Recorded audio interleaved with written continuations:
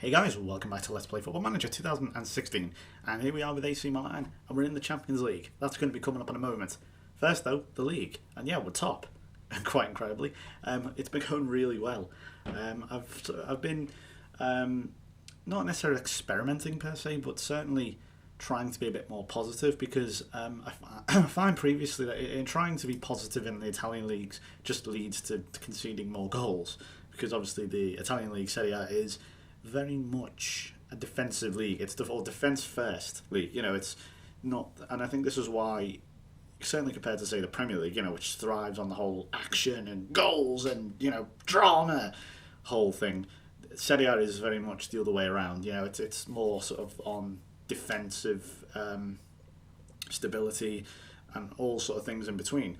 So I've tried sort of a bit of both, and to be honest, it's both sort of forms have worked. So we'll go over that now. So the game that we did live was Torino, and we won 2-1, of course. Then we went to Zenit and got I think a respectable 1-1 draw.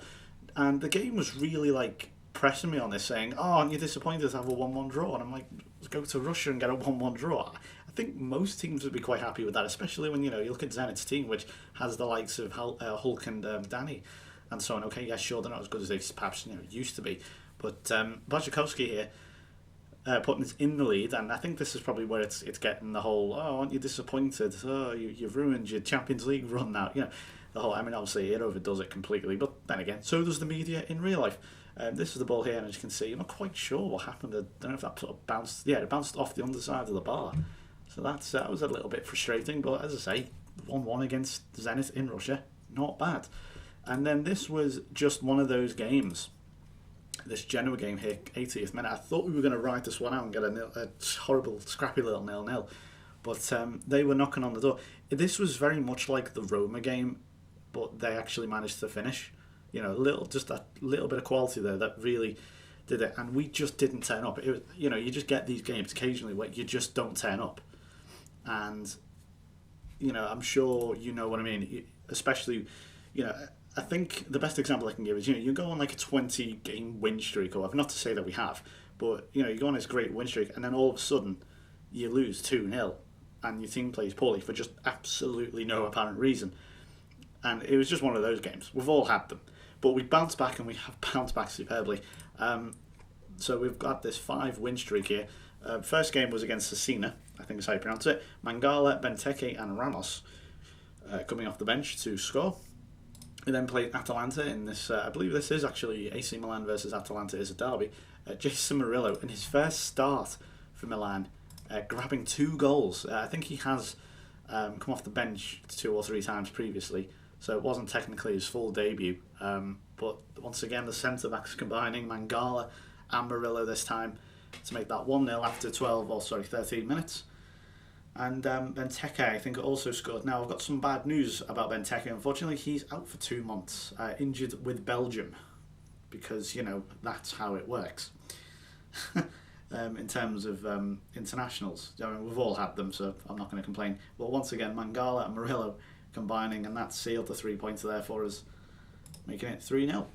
And then I kind of wish I did do this one live against Starbeck, which is apparently how you say the name, or Starbeck. 5-3. This was absolutely mad. One of the maddest games I've had on FM for ages. Certainly the maddest I've had this year so far. 5 different goal scorers in Murillo, Massa, Ramos, Honda, and Bakker. De Stiglio did go off injured. If you look at the times they scored, we went, it was 1-0, 1-1, all the way up to 4-1, and then right before half time they managed to bring it back to 4-3. But at no point did they were they ever in the lead. Then Carlos Bakker finished it off with, I'm going to show you all these goals with a late surge at the end. Jason Murillo, again, almost identical. That's his 3rd goal in 2 games, and I thought I'd found something here. But check this out. Off the line from De Stiglio. That's not Luke Moore, by the way, if you're wondering. That's Kiefer Moore. I know, me neither. But this was a game. Ricky Alvarez absolutely dominated this game. He ripped that fullback apart. Absolutely ripped him apart for the whole game. You might notice on his rating there. I think he had like a 9 rating. He was outstanding. But look at that. They actually went up the field and scored. I couldn't believe it. I went really attacking for this. And you may also notice another 5-0 in the schedule there. I'll go over that in a moment. but I went really not hyper attacking, but really, really super attacking, and I guess it worked because we won, we scored 5 goals. But there's Franco Massa, the 17-year-old regen. Lovely finish. I mean, it's in absolute acres of space, but fair play to him, he managed to knock it in. And this was immediately after Adrian, I think this was Ramos's goal, a very similar goal, in fact. But yeah, I mean, we scored 5 goals, but at the same time we conceded 3, so it was all completely gung-ho. I mean, look at Alvarez just totally dominating that side of the park, and Ramos, a little knock in, and all of a sudden 1-1, but then 3-1. It's just crazy. And then this is the 4th, so DeSiglio came off, and this is Catalano came on. Lovely finish there from Kazuki Honda. So that's Catalano, number 30 there. He was the only full-back had on the bench. He actually gave away a penalty, which Granberg, as you can see there in the 42nd minute, put away. And then just not short edge, not long after that, here's another one. Christian Zapata at mistake here. Should really be getting that ball, but to be fair to Guidberg there, I think, or Guidberg, really nice finish. And then they were pressing for this equaliser all game. And if you look here, 88th minute, Catalano plays it back to Donnarumma, who launches it upfield. Honda, one ball over the top, and Carlos back is in, and that is game over. Whew, breathless. Absolutely crazy game. I'm really disappointed that I didn't do it live, but there you go, that teaches me. Then we played Bari 1-0, and Carlos Bacca again scoring. This was a really scrappy game. I really thought we were going to be in with it for a repeat of the Genoa game here. Gabriel in goal for Bari there. He used to play for us. Of course, he was our 3rd choice goalkeeper. Could never really find a reason to play him. So Benteke, I think, played here. Was it Benteke or was it someone else? But I brought Bacca on, and he scored. Oh, sorry, no, I beg your pardon. Absolute rubbish. I brought Benteke off for Menez, and although he, in fact, if you look at the rating, performed worse, he actually was partly responsible for the Bacca goal. So I like to think he had a responsibility for that goal. And Benteke just had a bit of an off day, and as you can see here, there's been a bit of a gap, and in that gap was an international break where Benteke got injured. Bit of a shame. Lastly, 5-0 against Frosinone. 3 goals for Carlos Bacca, he's got a hat-trick, and Jeremy Menez with 2 went super attacking for this. I don't know if you can see, if you look at the formation, same formation and everything, but I can't really say it, never mind. But if you look at the lines, I'll show you the goals. If you look at the high line, really high line here, went really attacking, pushed up a bit more, went to attacking, and they just simply couldn't handle us. Pastore was playing here. He played really well for the first time. He's not really done much, Javier Pastore, to be honest. I'm kind of disappointing. But this was inside sort of the first 30 seconds here, if you look. It was really good start. I thought that was going to be it. I thought it was just going to skip on there to the next highlight in the 20th minute or something. But a lovely ball here, and Carlos Bacca with inside the first minute. So why did I go super attacking here? Well, it was partly because Frosinone were in sort of the bottom half, and I fancied my chances against them at home. But also, it was a fan day, and I think a lot of people overlook this. We don't fill the stadium, as you can imagine. The San Siro, huge stadium. Milan, nowhere near the power they used to be, or according to this game, they're not. And there's another one for Bacca. The attendance is kind of down compared to what it should be, really. But with a fan day, we got an extra 9,000 people in, and if you have a game like this, look at that, lovely from Bacca, where a player scores a hat trick or something like that, 5-0 type game, it should theoretically improve your attendances over a long period.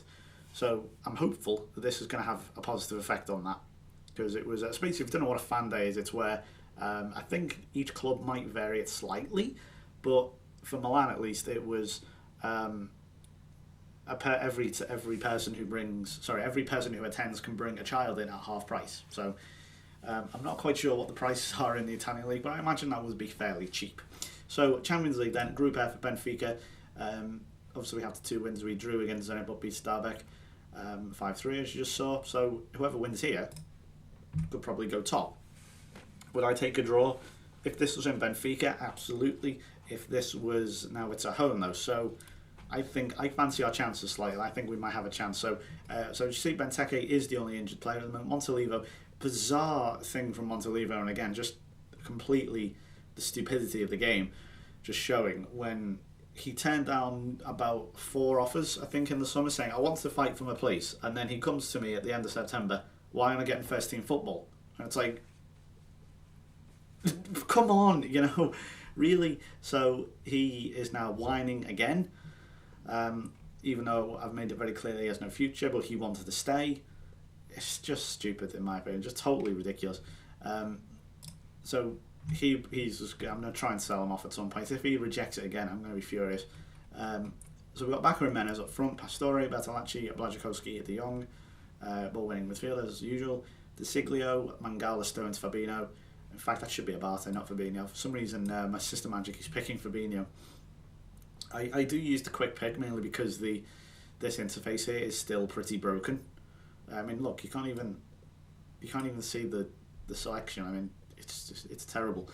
I don't know if that's just an FMC thing, but yeah, it doesn't work. So I end up having to use quick pick and then just filter the team around it. So Abate is going to be playing. He is the captain, so I don't know why he's not first choice. It's a bit daft. And Donnarumma in goal. So let's do it then. In fact, let's not go attacking. That's kind of mad. Let's go back to slightly deeper. That is the usual tactic. I just want to point out, I'm not being negative there. The tactic you just saw there was a bit more attacking for the Frosinone game. This, meanwhile, obviously I've got to be a bit more realistic and be perhaps a little bit more defensive minded against Benfica. Who knows though, it might still, our form might carry us over. So we'll see how it goes. Blazikowski, speaking of form, he has been unreal. I could run out of superlatives for this guy. He is just unbelievable. I think his average rating is something like 8.2, which is truly astonishing. I mean, that's what world-class players get. And even then, it's not, you don't find too many players like that, real players I'm talking about, on the game who get that. Sure, you'll find maybe Ronaldo gets it, Messi might get it, Suarez might get it, Neymar, Bale perhaps. But regens, obviously, it's a lot more common. But certainly, real players don't get that very often. So I think Blazikowski has been fantastic for us. So it shows you the level he is at. So this is going to be a difficult game. And Pastore, I thought he was going to lunge in there, coming back, and nearly gave away a penalty. But no, nothing. And we've got the ball now with Mangala, who he's been quite good, Mangala, considering his reputation in England at the moment in real life, which is sort of, he's supposed to be good, but he's not really showing it, I guess. For City, I'm going to say, I know he scored the own goal. I think I mentioned a few videos ago against Liverpool, or for Liverpool, I should say. And his reputation at the moment. Oh, hang on, chance for Menez. That's 1-0. Is it going to count? It is. That's his 8th goal of the season. Menez. He could really have more, to be honest. It's a case of almost Emil Heskey. He scores plenty of goals, but he really could have more if his finishing was better. But fair play to him, he's got another goal. Carlos Bakker with the assist there, as you can see. And Menez's run continues. Him and Bakker are in a bit of a race at the moment. So that's a really good start for us. Here's Abate. Finds Blazikowski, he's got room, he's got the ball across. And Carlos Bakker, that is 2-0. Absolutely on fire at the moment. Unbelievable. 2-0 after half an hour against Benfica. Another chance here, Blazikowski. Pastore, oh, what a save! To be fair, I thought that was a definite goal, but Bakker, good hit, but an equally brilliant stop by Jefferson, the goalkeeper. Not quite sure if he's supposed to have an accent on that or something, but I'll just call him that for now. Goodness me, this could be game over already. Abate tries again. No, that's a poor pass from De Jong. He was a little bit annoyed at me, actually. Oh, bloody hell. Injury to the captain. No matter, we have Fabinho. Don't worry. He was a bit annoyed at me, De Jong, because he wants to be the new captain.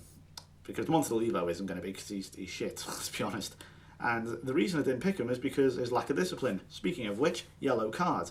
He just, to me, he's not a good role model. And I remember when I pointed Abate as the captain, there was a lot of good reactions from the players, and that's 3-0. Speaking of good reactions, Carlos Bakker is just on fire. That's 5 goals in 2 games. I think that's probably more, actually. He is absolutely banging them in for fun. I apologise, that's my phone, that's not yours. So only blemish really is Abate got injured, but goodness me, it's 3-0. Zenit are taking the lead against Starbeck, but who cares? We are dominating proceedings at the moment. I don't know if Benfica are really the same team that perhaps they are in real life. I mean, they're a threat, they're dangerous, team, but at the moment, I look at that team, there's nothing really there. There's Joel Weitman. Perhaps he's a good player, someone who always you should look at on Football Manager, I think, certainly around this time. Eduardo Salvio's still there, and Luizao. But a Delta Rat, of all people, there's a Delta Rat. He's there. But really, this is probably not, the Benfica team that we're accustomed to seeing. And, it's showing 3-0. Absolutely fantastic from Milan here. If we can just get one more, that really will just calm all nerves, because we know what Football Manager's like. Especially in the Champions League, the amount of times, or just generally cup competitions. I know this is a league technically at the moment, but cup competitions where it's like, oh, I see you have a 3-goal lead. Well, we're going to make the team you're playing currently play like Barcelona for the next half an hour. And that's sort of how, obviously I know it's because the team are going uber attacking and they're just piling forward because they've got to score type thing. I'm talking about over a 2-leg. I'm sure you've had this before where it's like 3-0, you're winning 3-0, and then you go to their place and all of a sudden the team, it's just like a totally different team, and they come out and smash it all over the place, and they win like 5-0, and it's like, where the hell did that come from? It's mainly because obviously they're going for it. Okay, we're going to bring on Alvarez for Pastore, who's looking a bit complacent. I don't like that. I'm taking a lot more. I'm taking the body language into consideration a bit more this time around. Oh, and Samaris, or however you pronounce that, there goes close. Pretty poor defending of that throw-in. Well, Błaszczykowski, again, if you just saw there, his rating for this game is 9. Unbelievable. Well, here come Benfica again, a little bit more room. Don't dive in. And Jimenez, what a save by Donnarumma. He is coming on leaps and bounds. Yeah, Benfica are suddenly going for this now in the last. I thought they might. Really going for it now. If they can get one. Again, a brilliant save by Donnarumma. Just going to go a bit defensive. Let's waste a bit of time. Let's go deeper. Let's not be more expressive. Well, that seems to actually work, because when I say be more expressive, they bang them in for fun. So now if Menez can spot Bakker, now he wasn't running, he stopped. I think because Menez went the other way, turned around, Bakker stopped.